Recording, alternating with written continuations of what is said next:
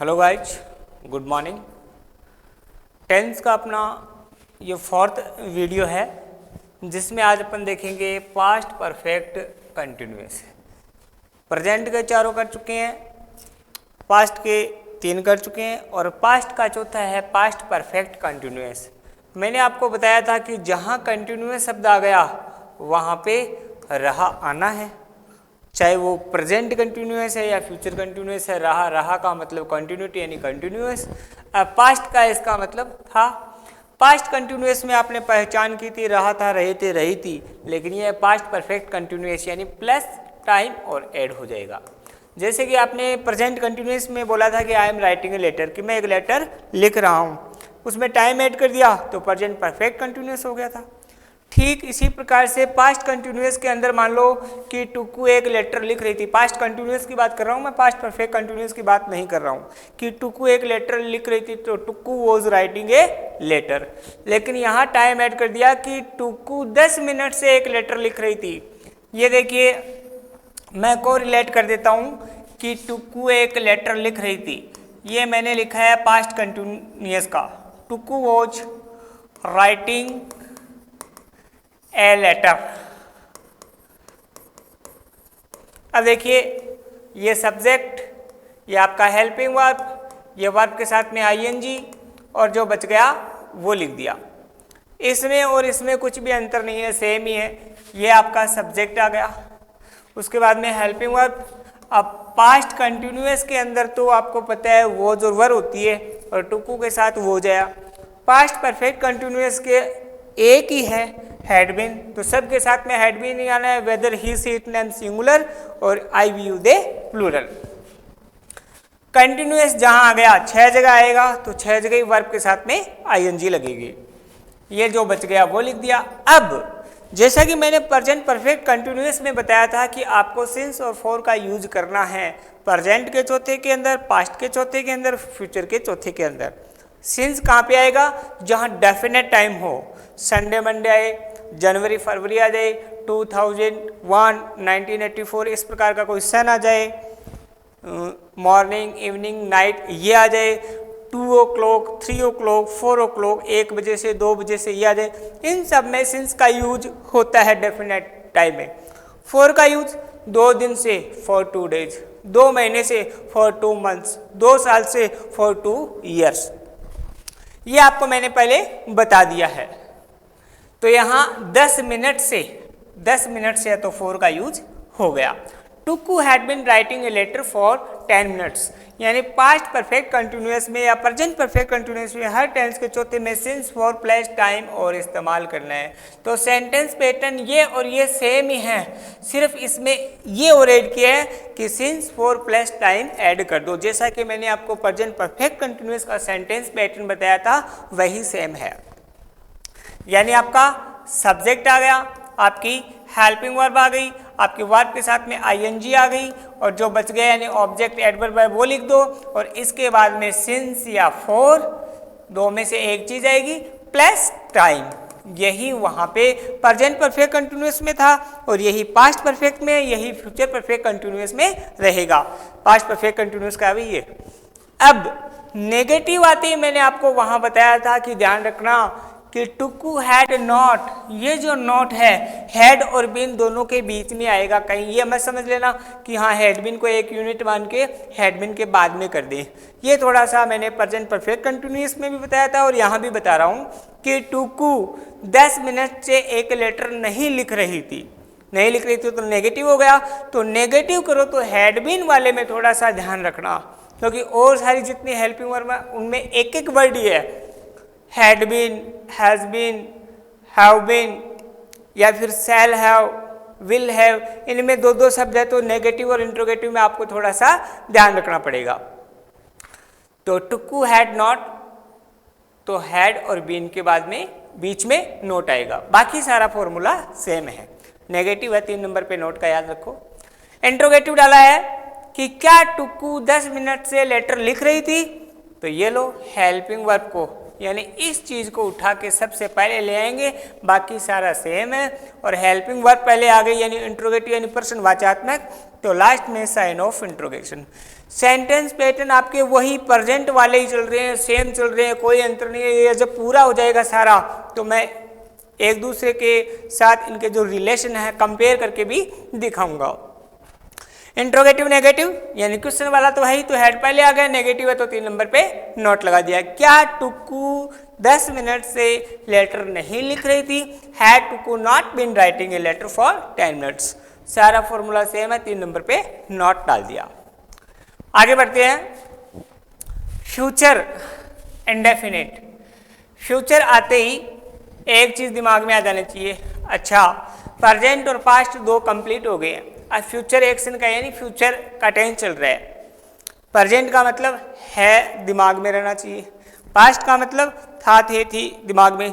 इसी प्रकार से फ्यूचर आ गया तो गागेगी, ये आपके दिमाग में रहना चाहिए। अब रहा का मतलब फ्यूचर कंटिन्यूस हो जाएगा, चुका होगा तो फ्यूचर परफेक्ट हो जाएगा, उसमें टाइम और जुड़ जाएगा रहा के साथ में, तो वहाँ फ्यूचर परफेक्ट कंटिन्यूस हो जाएगा। फ्यूचर इंडेफिनिट के देयर आर 2 हेल्पिंग वर्ब, शैल और विल। इसकी 2 हेल्पिंग वर्ब है, एक तो शैल और एक विल। फर्स्ट पर्सन पता है ना कौन सा है? आई और वी। फर्स्ट पर्सन आई और वी, सेकंड पर्सन यू और बाकी सारे थर्ड पर्सन। यानी फर्स्ट पर्सन के साथ में तो आता है सेल और सेकंड और थर्ड पर्सन। अब सेकंड और थर्ड पर्सन का मतलब है you, he, she, it, name, singular, plural जो भी है उन सब के साथ में विल आता है। आई के साथ में सेल आई और वी के साथ में आता है। अब ये एक फैशन सा बन गया है कि लोग आई के साथ में विल लगाते हैं तो उसको भी गलत नहीं माना जाता है। तो आई के साथ में अब इसको और थोड़ा मॉडर्न कर लेते हैं कि आई भी विल के साथ आ जाएगा तो वी के साथ में सेल आएगा। या फिर आप इतना याद रख सकते हो कि फर्स्ट पर्सन आई और वी के साथ में सेल और बाकी सबके साथ में विल।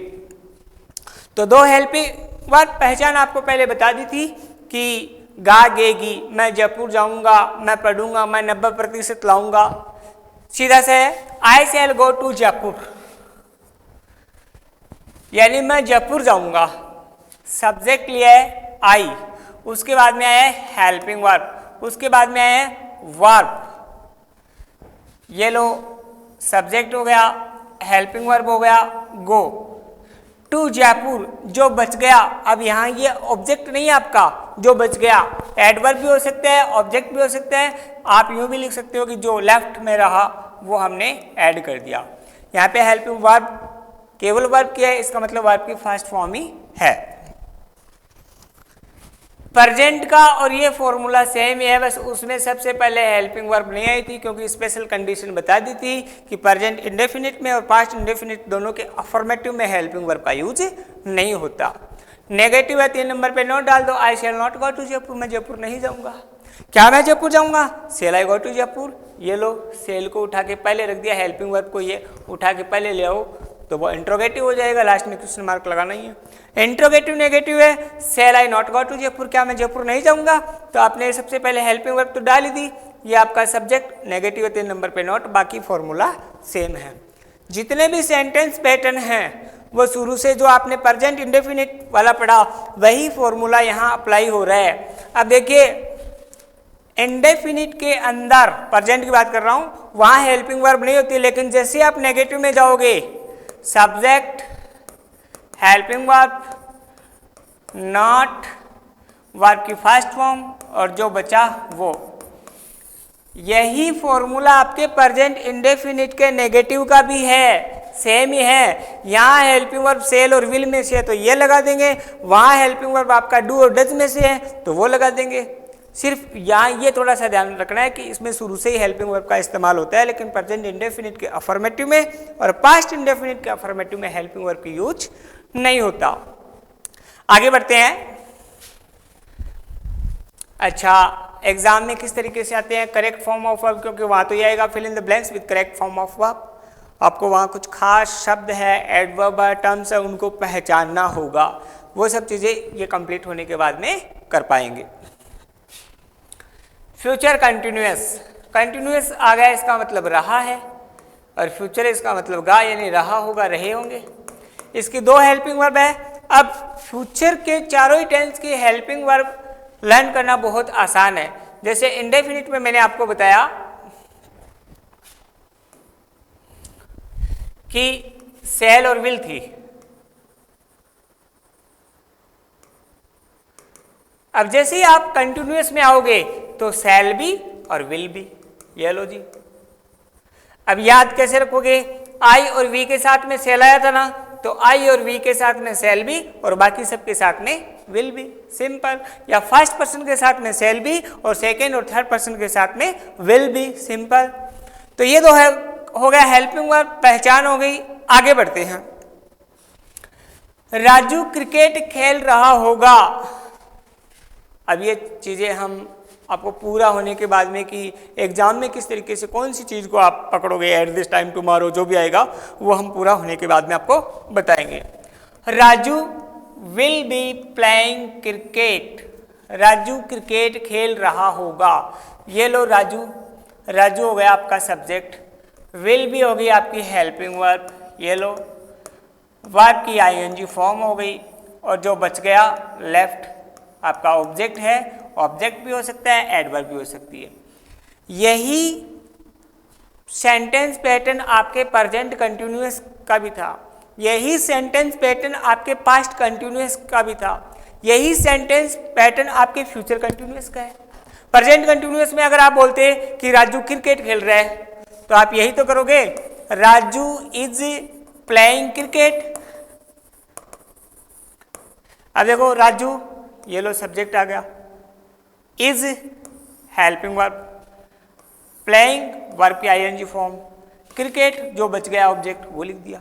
यही सेंटेंस पैटर्न आपके पास्ट कंटिन्यूअस में होगा, यही sentence pattern present perfect continuous का भी है, सेम ही है, सिर्फ उसमें इतना ऐड कर दो कि सिंस फॉर प्लस टाइम। यही पास्ट परफेक्ट कंटिन्यूअस का भी है, उसमें ऐड कर दो सिंस फॉर प्लस टाइम। तो देखिए नेगेटिव है, नेगेटिव में थोड़ा सा ध्यान रखना। जैसे कि मैंने हैड बीन वाले में बताया कि नोट आ रहा तो हैड बीन के बीच में आ रहा, ठीक इसी प्रकार से विल बी शैल बी है कि राजू क्रिकेट नहीं खेल रहा होगा तो Raju will not be, will be not मत कर देना, Raju will not be, will और बी के बीच में आएगा note, Raju will not be playing cricket. क्या राजू खेल रहा होगा? इंट्रोगेटिव है, तो इंट्रोगेटिव है तो थोड़ा सा ध्यान रखना, जैसा कि मैंने हैड बीन का बताया था कि आप इंट्रोगेटिव बनाओ तो हैड बीन को एकदम साथ में नहीं लाना है, हैड प्लस सब्जेक्ट और उसके बाद में बीन। ठीक इसी प्रकार से सेल और विल में से एक चीज पहले आएगी, फिर सब्जेक्ट और फिर बी आएगा। विल राजू बी, ये बी यहाँ है सब्जेक्ट के बाद में, विल बी राजू मत कर देना। तो will Raju B playing cricket, क्या राजू क्रिकेट खेल रहा होगा? साइन ऑफ इंट्रोगेशन आपको लगाने। सेंटेंस पैटर्न आपके प्रेजेंट कंटिन्यूअस का, पास्ट कंटिन्यूअस का, फ्यूचर कंटिन्यूअस का सेम है। जैसे ये अफर्मेटिव का है, अब ये नेगेटिव हो गया तो 3 नंबर पे नॉट डाल दो। यही हमने प्रेजेंट कंटिन्यूअस में किया था, यही पास्ट कंटिन्यूअस में किया था। अब परफेक्ट कंटिन्यूअस में जाओ तो वहाँ पे भी सेम ही है, सिंस फॉर प्लस टाइम और ऐड कर दो। नेगेटिव है 3 नंबर पे नॉट डालना है। इंट्रोगेटिव किया तो आपने हेल्पिंग वर्ब पहले, यानी सबसे पहले हेल्पिंग वर्ब को उठा के ले आओ, और यही आपने प्रेजेंट कंटिन्यूअस में किया था, यही पास्ट कंटिन्यूअस में किया था। सेंटेंस पैटर्न सेम चलेगा कि सब्जेक्ट वर्ब ऑब्जेक्ट ये कैसे कहाँ आते हैं। तो सेंटेंस पैटर्न पकड़ में आ गया तो थोड़ा और एडवांस हो जाओगे। इंट्रोगेटिव नेगेटिव है कि क्वेश्चन भी है, प्रश्नवाचक भी है और नकारात्मक भी है। Will Raju not be playing cricket, क्या राजू क्रिकेट नहीं खेल रहा होगा? तो क्वेश्चन है तो सबसे पहले हेल्पिंग वर्ब आ गई विल राजू, और नेगेटिव है तो नॉट और उसके बाद में बी। जैसे यहाँ विल और नॉट था, विल बी के बीच में था, तो यहाँ ध्यान रखना कि इंट्रोगेटिव कर रहे हैं इसलिए विल पहले आ गया।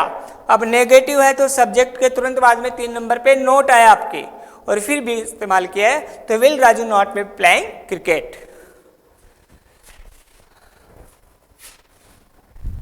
आगे बढ़ते हैं। Future perfect, future perfect, we shall have done our homework.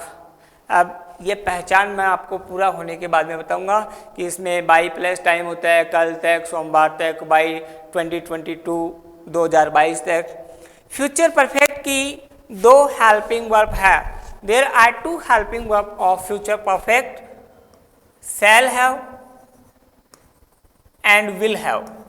मैंने कहा ना कि फ्यूचर की हेल्पिंग वर्ब याद करना बहुत आसान है, क्योंकि शैल और विल साथ में चलेगी। पहले थी शैल और विल, फिर शैल भी, विल भी, अब आ गई शैल have, will have. Shall have है यानी आई और वी के साथ में शैल हैव आएगा और बाकी सब के साथ में विल हैव आएगा। फ्यूचर का तीसरा टेंस है ये फ्यूचर परफेक्ट। पहचान आपको पता ही है, चुका होगा, चुके होंगे, ये होगी इसकी पहचान। फ्यूचर परफेक्ट की helping verb shall have, will have. Shall have with I and we, it means with first person, and will have with second and third person. पहचान हो गई, हेल्पिंग वर्ब हो गई। Now try to make a sentence. We shall have done our homework, हम अपना काम पूरा कर चुके होंगे। वी क्या है? सब्जेक्ट। शैल हैव क्या हुआ आपका? Helping verb. डन क्या है? वर्ब की थर्ड फॉर्म। ये हम पहले ही पढ़ चुके हैं। We have already studied, I have already taught to you that we have to use third form of verb in each sentence, each tense, third tense। Her tense के तीसरे tense में आपको वर्ब की थर्ड फॉर्म ऑफ वर्ब इस्तेमाल use करनी है आपको। Present perfect में किया था, पास्ट परफेक्ट में किया था और फ्यूचर परफेक्ट में भी आपको। There are total 12 tenses. Out of 12 you have to use in 3 places third form of verb। 3 जगह आपको verb की थर्ड फॉर्म इस्तेमाल करनी है। तो एक वो जगह है, ये है फ्यूचर परफेक्ट की, do, did, done.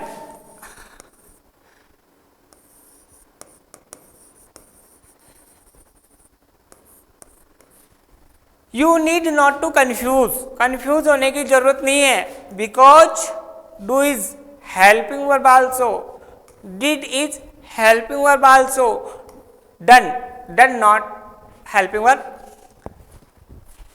but here do is verb not helping verb। यहाँ पे do है वो verb का रोल प्ले कर रही है। do, did, done and third form of do is done। तो ये डन है, डू की थर्ड फॉर्म है। डू और डिड से कंफ्यूज मत हो जाना, ये वर्ब भी है और किसी टेंस की हेल्पिंग वर्ब भी है। जैसे डू और डज प्रेजेंट इंडेफिनिट में होती है, डिड आपके पास्ट इंडेफिनिट में होती है। तो हम अपना काम पूरा कर चुके होंगे। वी शैल हैव डन या फिनिश्ड, जो भी है, आवर होमवर्क। सबसे पहले आपने किया सब्जेक्ट, उसके बाद में किया हेल्पिंग वर्ब, ये लो थर्ड फॉर्म ऑफ वर्ब, ये हो गया, ये हो गया और जो बच गया लेफ्ट वो आपने कर दिया। यही sentence pattern, this sentence pattern belongs to present perfect also and past perfect also. यही प्रेजेंट परफेक्ट में बनाया था मैंने, यही पास्ट परफेक्ट में बनाया था, यही फ्यूचर परफेक्ट का भी है। नेगेटिव है, we shall not have done our homework. 3 number पे नॉट डाल दिया, यानी शैल और हैव के बीच में डाला है, शैल हैव के बाद में मत कर देना। 1, 2, ये लो 3 नंबर पे, we shall not have done our homework. 3 number पे आप नॉट डाल दो। अगर इंट्रोगेटिव है तो क्वेश्चन मार्क आपको लगाना ही है, क्या हम अपना काम पूरा कर चुके होंगे। ये लो इंट्रोगेटिव है तो शैल पहले आ गया, शैल हैव पूरा मत लेना, शैल ले आए and then subject have add कर दिया, वर्ब की थर्ड फॉर्म हो गई और बाकी जो बच गया लेफ्ट, जो भी आपका ऑब्जेक्ट है या फिर एडवर्ब है। इंट्रोगेटिव नेगेटिव है कि क्या हम अपना काम पूरा कर चुके होंगे, तो शैल भी इंट्रोगेटिव है, इट मीन्स कि शैल और विल में से आना है, वी के साथ में शैल आता है, आपको पता ही है। तो शैल भी नेगेटिव है, 3 नंबर पे नोट डाल दिया। Shall be not have done our homework, ये लास्ट में साइन ऑफ इंट्रोगेशन आ गया। ये सेंटेंस पैटर्न आपका प्रेजेंट परफेक्ट का, पास्ट परफेक्ट का, फ्यूचर परफेक्ट का, सब का सेम चलेगा। Have you got this clear? आगे बढ़ते हैं।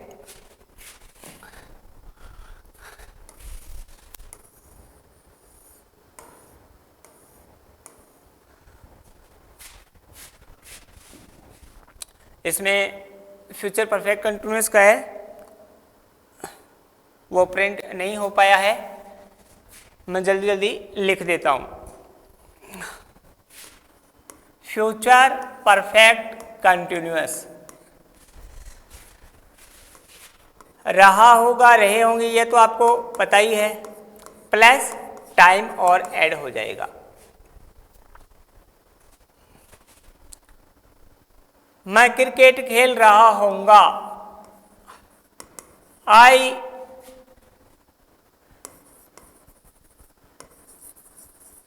will have been playing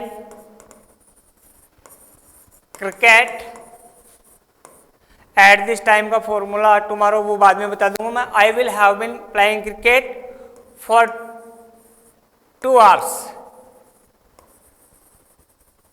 कि मैं 2 घंटे से क्रिकेट खेल रहा होऊंगा, रहा होगा यानी कॉन्टिन्यूटी आ गई, अब 2 घंटे जोड़ दिया तो टाइम जुड़ गया, इट मीन्स कि आपका फ्यूचर परफेक्ट कंटिन्यूअस हो गया। Future perfect continuous. Helping verb shall have been और विल हैव बीन।